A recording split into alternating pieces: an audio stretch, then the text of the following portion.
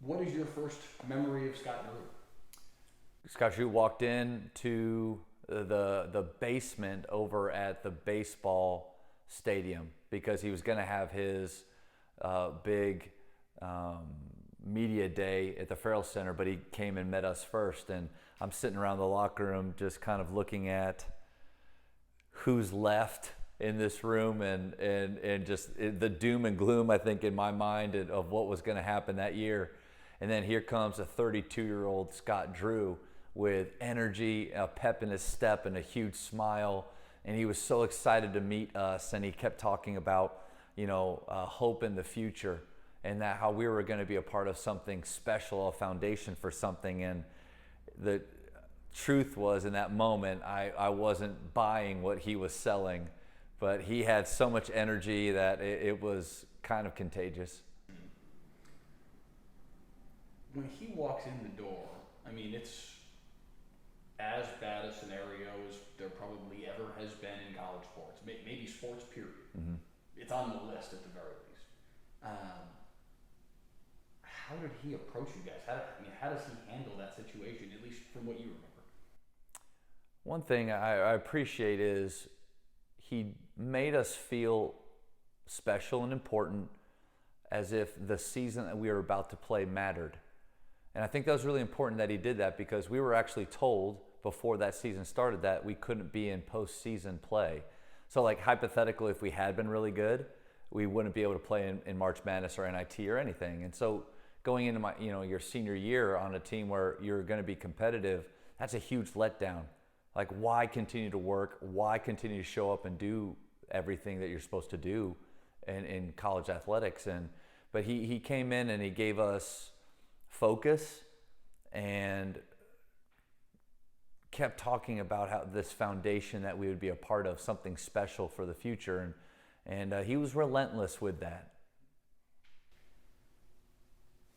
Where did you feel it start to kind of, not turn the corner, because I think a lot of that probably happened after you had graduated, but where did you start to feel maybe the foundation being built for where this all eventually went? Oh, no, it turned the corner that year. Yeah.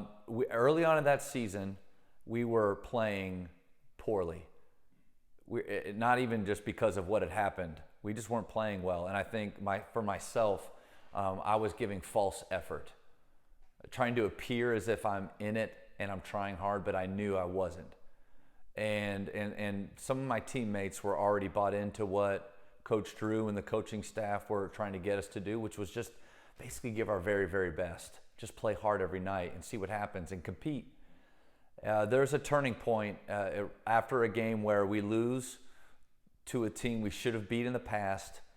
A couple of our younger players called out some of our older players like myself. It took a lot of courage for them to do that. Once we were all in, not straddling that line anymore, Purdue came into town, and they were 22nd in the country. They had beaten Duke earlier that year. Like, they were big. They were teams that I was used to playing against and competing against. And we played our tails off. And with a few minutes left, we're down 3. And Purdue is shooting free throws. And I looked across, I'm blocking out, and I looked across at their bench, and they have their arms linked with each other, leaning forward as if they are afraid that they could lose to us. Like, this was a real game and a real moment. I remember the joy in my heart, like, are you kidding? Like, they are afraid that they're going to lose to us. And we did lose that game, but it was a statement that we weren't just going to be rolled over, that we were going to be competitive, and that if we believe in each other and trust in each other, that we could do amazing things. That was a huge moment. No doubt. So one thing I made the mistake of bypassing. What do you remember of the tryouts that they had to hold just to fill out the roster? So I wasn't thrilled about the open walk-on tryout. I get it. I understand the why behind it, and to get some energy and excitement with the student body. Like when Coach Drew said, you used to watch the game, now you can be on the team playing in the game. I didn't like it at the moment because it was more of a reminder of how far our program has fallen from being in the top of the Big 12 like we were picked to be before everything happened. now we're having to rely on students from Baylor to just fill a team and to practice, because we actually had more managers than we had players. And I was asked to go to that and sit there and watch and asked to say some things about it. There's so much about that year. One of my bigger regrets is just that I had a poor attitude about everything going on for a long time during that season. And it took me a while to kind of just get over myself and get on board. They've been certainly a national contender, if not a national power now, for a decade. Yep. What has that been like, coming from where your origin point, to see this program build the way that it has? So that 2003-2004 season, we weren't supposed to win a game, especially not a Big 12 game. And we ended up beating A&M twice. That coach got fired the next day after losing to us, because the worst thing that can happen is you lose to the leftovers. We beat Iowa State. We were up 4 at Texas Tech. We were up 14 at Oklahoma. We were down 4 at Kansas with 10 minutes left. Like, all of these things were small victories. But after that season finished, I really didn't think that what we had done mattered. I thought it was just another chapter, close it. Probably everybody at Baylor and the coaching staff wanted to get past it and move on. And so I didn't go back too much. I didn't stay connected the first couple of years. And in 2008, they made the NCAA tournament 4 years after I graduated. And I remember Coach Drew said something, one of the last press conferences of our year, he said, "This team in 1 year has raised expectations." And when I heard that in the moment, I didn't put a lot of thought into it. But since then, 4 years later, they make the tournament. And then the last 10 years, they've been one of the most successful programs in college basketball leading up to this point. And that idea of, in 1 year, we raised expectations. To me, that means that season, just by showing up and playing hard, we sped up the process of what it should have taken for a program that had just completely fallen apart like ours did, to now, fast forward, we're national champions at 18 years later. It's just an incredible story. When you think of what he means to that program, what comes to mind? Relentless joy and relentless positivity.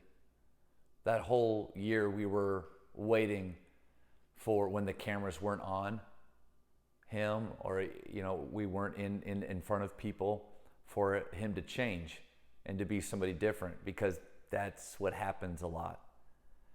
But he was the exact same person. Over the years, people have asked me, how's Coach Drew changed since that year you were around him? And I always give the same answer: not one bit. He is the person that you see in sound bites and interviews with that positivity and energy. He is the same person one-on-one when nobody's looking. And now they've been able to recruit skilled players, but that also want a coach like that and want to be in an environment like that. And that's what you see with this national championship team, is guys that are unselfish, that celebrate each other, that love each other, and will play hard for their coach. It is all be this culture of joy that he started 18 years ago with us. You just see it come together now. The genuineness of his personality and everything that he stands for is what seems to be what everybody talks about. Yeah. How important do you think that is to what he's accomplished? Well, in a world of where authenticity, I think, is rare. People put on a face and put on a show, but then sometimes are different behind the scenes. I think in order to have a culture of joy like they want, where it stands for much more than basketball, it has to be upheld all the way through. If the leader of that culture is saying one thing, but then living and doing another way, it falls apart. It's not as strong.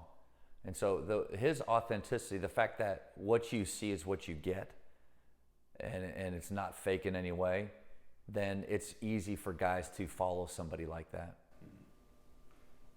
what was it like to watch this year's team finally climb the mountain? I mean, they've been close on a lot of different occasions, but this year to finally finish the job. It was so much fun to watch their trip through the NCAA tournament and how strong they looked. But there's a part of, Gonzaga is they've been there before in a lot of ways, and their coach has been there before. There's this thought of, okay, I mean, what a great story, but can we really do this? The start that they had in that game was just incredible. But sometimes a team that jumps out to an early lead is looking over their shoulder the rest of the game, and the other team has more energy, and they have to fight harder to get back into it, and so that happens quite a bit. My wife and I were sitting and watching the game right here in my living room, and with about 10 minutes left, I just got a little quiet.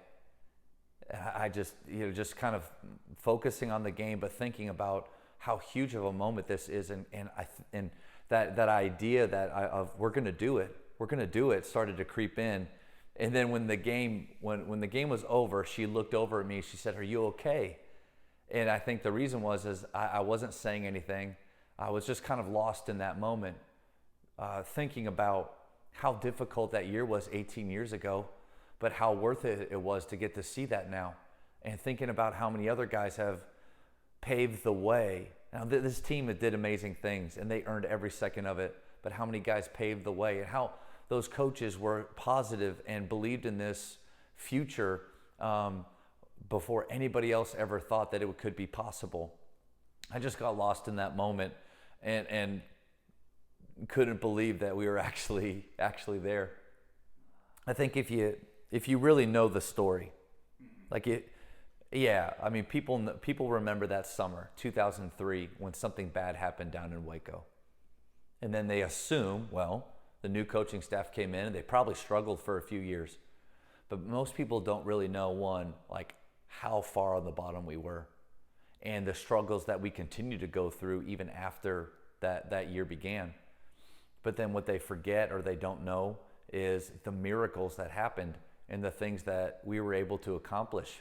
It wouldn't have happened if Coach Drew and that coaching staff, if it was somebody different that came in and had the mindset of, okay, we just need to get past this group, get them out of the way, start recruiting and working hard and just building something. Once we get past this bad chapter, then we can have a brighter future. I think the brilliance of what they did is they poured into us and made us believe that what we were doing mattered and we are part of something bigger. I know they made a point to go back and send, I think it was Big 12 championship t-shirts to basically every player that is played under Coach Drew. What does it mean to you that they recognize that from you straight on through 18 years, there's a foundational aspect to everything that you guys did to get to this point? Culture is a buzzword. Everybody talks about their culture, how great their culture is, how special it is. And they use words like family. And to open up that package, to come home and see a package from Baylor basketball. I played for Coach Drew for 1 year, not 4. And we won 8 games. So to get a package from Baylor basketball and on the back of it says family, but there's a bunch of names and wording, and to be able to search through and see my teammates' names and then find my name. It's not cool to get emotional or to cry or things like that. I get that, but you can't help but just lose it. To know that fighting, I played 38 minutes a game that year, and I'm not built for that. And it was hard, and there was pain and heartache all throughout. And to know that people remember and people care, and that I am a part of a family, that's what Coach Drew has been able to do, is to keep us all rooting on these new teams and these new players that these new players don't even know, really. They don't even know, because 10 years ago, Baylor basketball was already good. So they don't even know what we've gone through most of the time. But to be a part of that family is really special.